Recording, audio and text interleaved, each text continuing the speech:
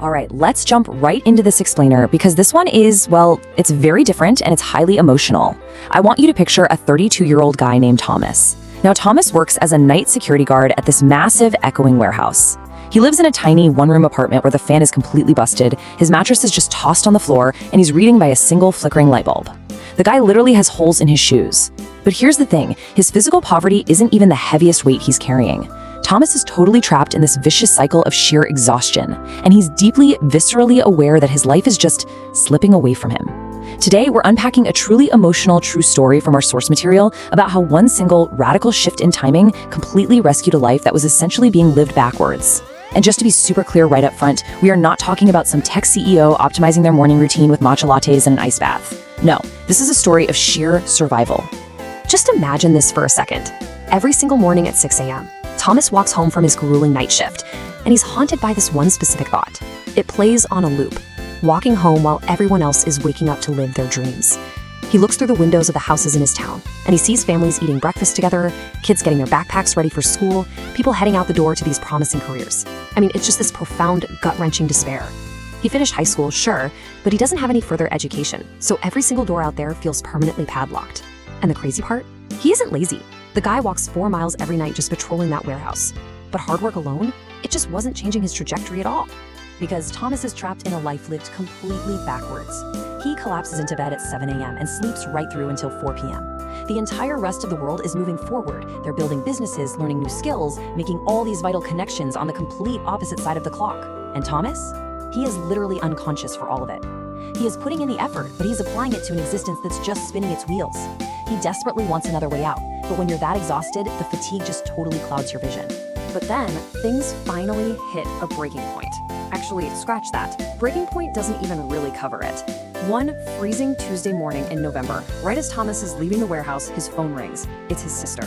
Their mother has collapsed. Thomas absolutely rushes to his home village, finally getting to this tiny, totally underfunded clinic around 9 a.m. And the doctor's diagnosis? It is heartbreakingly common for folks living in poverty. She basically fainted from being severely overtired and lacking the proper food and medicine that they simply can't afford. So Thomas stays glued to her bedside through the entire night. And then, standing outside that clinic in the freezing, quiet dawn at exactly 5 a.m., filled not just with sadness but with this fierce, burning anger at his own helplessness, Thomas makes a choice. He whispers to himself, "No more. I will find a way." And that specific moment, that leads to a fateful bus ride back to town, where he spots a well-dressed, clearly successful local businessman named Mr. Chun, just peacefully reading a book.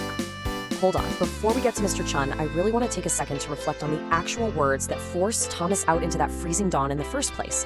When he was sitting by his mother's hospital bed, holding her hands, these calloused, wrinkled hands that had literally worked in the fields for decades, she looked right at him, and with whatever strength she had left, she said, "Please, my son, do not waste your life like I wasted mine."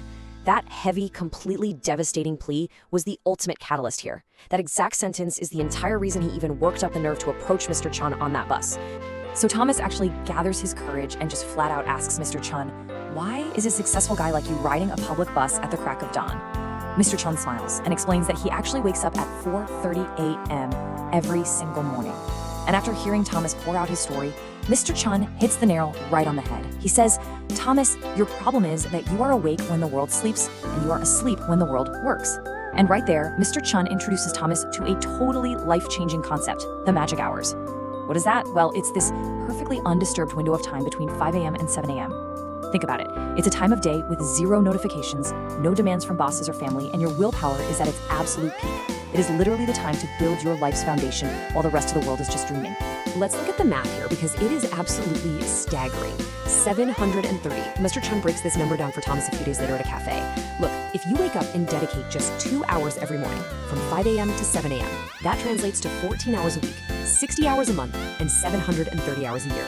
To put that into perspective, that is the exact equivalent of 91 full 8-hour workdays. Just by commanding those 2 early morning hours, you are essentially gifting yourself 3 entire extra months of highly productive time every single year, time that everyone else is literally just sleeping right through. Okay, so what exactly do you do with all that extra time? Here is Mr. Chun's actionable blueprint. Hour 1 is dedicated entirely, 100%, to building a skill that directly changes your financial situation. Thomas is smart, right? He recognizes that literally every single business on earth needs their money tracked. So he chooses to learn Excel and basic accounting using totally free YouTube tutorials. Then, hour 2 is for building the body and the mind. We're talking 30 minutes of exercise because your body is the vehicle for your success. And then you follow that up with reading and planning out the day. And let's be honest with ourselves here. This is not about waking up early to catch up on Netflix or scroll social media in a sleepy daze while wrapped in a blanket. No way. This is highly targeted, intentional building. Now, Mr. Chun, he's a realist. He knows human nature, so he lays down these 3 incredibly strict, non-negotiable rules. First, you wake up at 5 a.m. every single day. Yes, weekends absolutely included.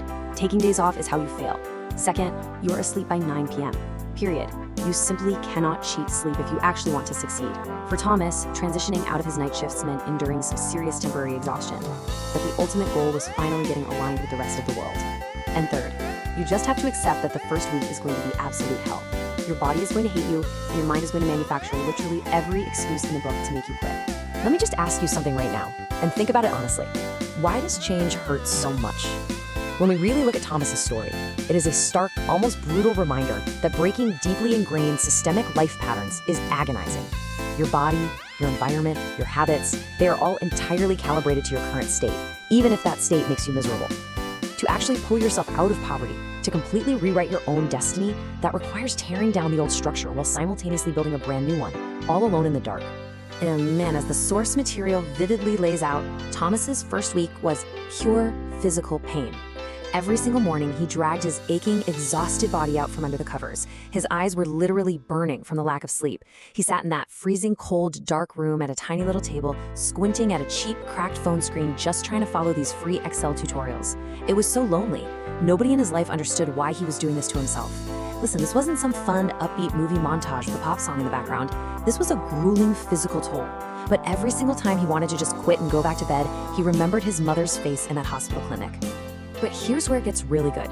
Let's look at how this timeline actually unfolds when you simply refuse to give up. Day 1, as we said, is nothing but pain and exhaustion. But then we hit day 20. On day 20, Thomas wakes up at 4:58 a.m. That's 2 full minutes before his alarm even goes off. His body has completely adapted. That fierce anger he had, it's gone, and it's been totally replaced by a quiet sense of reality and his profound, unshakable hope.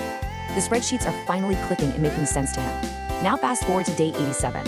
Thomas uses his brand new, self-taught skills to build an automated inventory spreadsheet for his warehouse. It catches the shift supervisor's eye, and right there on day 87, they offer him a daytime office job.